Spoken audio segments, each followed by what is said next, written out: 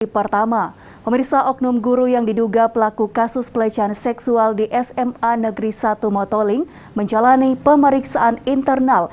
Ia tak mengakui perbuatannya, namun hasil pemeriksaan memutuskan ia untuk dinonaktifkan.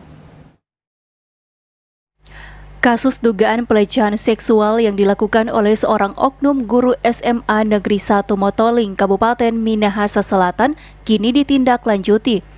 Oknum guru Motoling inisial MT pagi tadi menjalani pemeriksaan internal di kantor cabang Dinas Minsel Mitra di Amurang. Sesaat sebelum menjalani pemeriksaan, ia menyangkal dugaan pelecehan seksual yang dituduhkan padanya. Apakah betul Pak dugaan itu Pak yang beredar di media sosial? Iya, tidak Pak. Soalnya kalau orang mulia dan dia dari foto situ, kita tangan menyentuh di situ. Jadi kita tangan kan kalau misalnya batongkan di meja dan berikut di atas tangan begini Pak dia. Jadi ya itu kurang dorang kesalahan visual Pak ya? Ya. Kesalahan visual dorang salah Pak. Iya. Oke, nah ada. Sementara itu, dari hasil pemeriksaan cabang Dinas Minsel Mitra, guru berinisial MT ini akan dinonaktifkan sementara. Sampaikan kemarin bahwa ketika berita ini viral, maka langkah yang kita tempuh kemarin adalah sudah mengeluarkan surat pertama pemanggilan yang bersangkutan untuk kita BAP pada hari ini, dan itu sudah terjadi, baru selesai.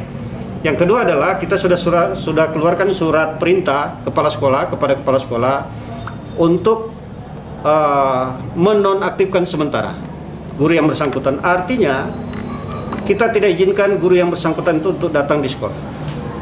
Dalam arti pertama kita menjaga keamanan. Yang kedua adalah demi nama baik sekolah. Itu yang kita sudah laksanakan.